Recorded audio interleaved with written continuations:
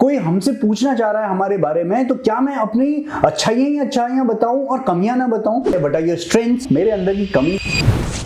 Hello everyone, आत्मविश्वास से कैसे बोलें, इसकी पिछली जो कड़ी थी जिसमें हमने ये बात की थी कि आप खुद को कैसे इंट्रोड्यूस कर सकते हैं, खुद को कैसे अपने बारे में बता सकते हैं, दूसरों के सामने कैसे प्रेजेंट कर सकते हैं। आई थिंक उसी की सीढ़ी के बारे में हम आज एक बार फिर थोड़ा सा और डिटेल में बात करेंगे। तो मैं आपका दोस्त और आपका होस्ट अमित, आज बात करेंगे हम इस टॉपिक के बारे में जिसमें हम एक्सप्लेन करेंगे कि क्या क्या आपकी कठिनाइयां रही हैं, क्या आपकी वीकनेसेस रही हैं और उसको स्ट्रेंथ में कैसे बदला जा सकता है। आई थिंक इंटरव्यू का भी ये बहुत प्यारा सा सवाल होता है जिसमें बोला जाता है what are your strengths and what are your weaknesses. I think इस सवाल का मतलब ये है कि वो आपकी कमियां वो जानना चाहता है जिसको आपने जिसमें काम किया हो, जिसमें मेहनत की हो और उस मेहनत के बाद आपने उनको स्ट्रेंथ में कन्वर्ट किया हो। कई बार हम ये भूल जाते हैं कि क्या वो कमियां हम एक्चुअली वाकई में वो बता दें, इंटरव्यूअर पे क्या उसका फर्क पड़ेगा। या कोई हमसे पूछना चाह रहा है हमारे बारे में, तो क्या मैं अपनी अच्छाइयां बताऊं और कमियां ना बताऊं?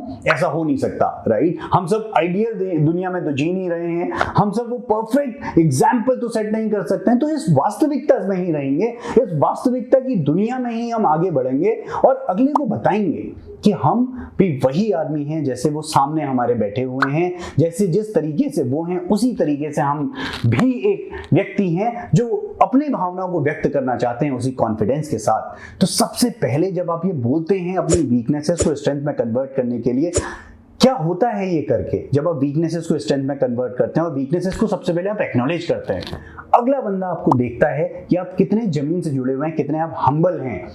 तो जब आप ये दिखाएंगे अगले को कि नहीं यार मेरे अंदर ये कमियां हैं, सबसे पहला चीज हम उसको एक्नॉलेज कर रहे हैं, जिससे पता लगा, जैसे मैंने बोला आपको कि आप हम्बल कितने हैं, क्योंकि आप एक्नॉलेज कर रहे हैं कि आप में कमियां हैं। कमियां हर व्यक्ति में होती हैं।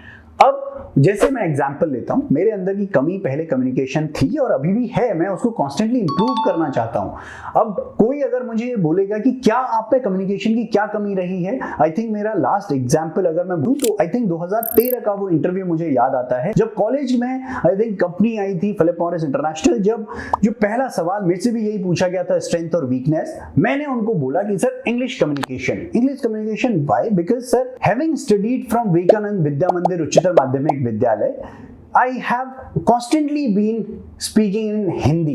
तो जहां पे हम अपने नाम के बारे में बता रहे थे कि अपने नाम का क्या तात्पर्य है और उसको लाइफ की एग्जाम्पल से कोरिलेट कर रहे थे, वही चीज मैंने यहां पे भी की। आई थिंक मैंने सबसे पहली चीज जब उनको ये बोला कि sir my roommate is a son of Major General Talwar, I think that is where I connected with them, saying that sir, being born and brought up in such an army family, I think he has also studied, my roommate has also studied in IHM Aurangabad, which is the best hospitality industry institute, and secondly he has also worked with Taj, which is one of the best hospitality groups. When he has worked already there, he comes from that background which is already very very polished.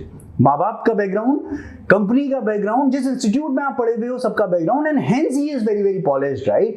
वहां पे उसने मुझे कहां पे correct किया? उसने मुझे correct किया जहां पे मैं बोलता था कि एचआर को अचार प्रोनाउंस करता था मैं, सभी लोग हंसते थे क्लास में। एंड ये एमबीए की बात बता रहा हूं। आई वाज रफली around 28 years old.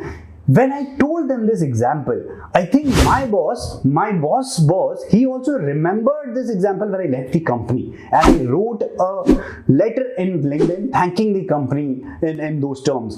I think ये सारे एग्जाम्पल हैं जो आप खुद के बारे में ढूंढ सकते हैं, आप में क्या वो कमी रही है। हो सकता है आप में अंग्रेजी कम्युनिकेशन ही वो कमी नहीं रही हो सकता है आपका सेल्फ कॉन्फिडेंस वो कमी रही हो सकता है आप बहुत अच्छे स्पोर्ट्समैन नहीं है, वो एक कमी रही हो। I was also not a very good sportsman, but मैंने एक वो स्पोर्ट्स पिक किया, क्या आप भी वो स्पोर्ट्स पिक कर सकते हो? क्या फर्क पड़ेगा एक स्पोर्ट्स पिक करने से? आई थिंक वहां पे आप कोरिलेट कर सकते हो कि sir as a team player I am not very strong, and hence जब मैं 10 लोगों के प्रोजेक्ट में जब जाता हूं मैं अपने इनपुट्स नहीं दे पाता हूं।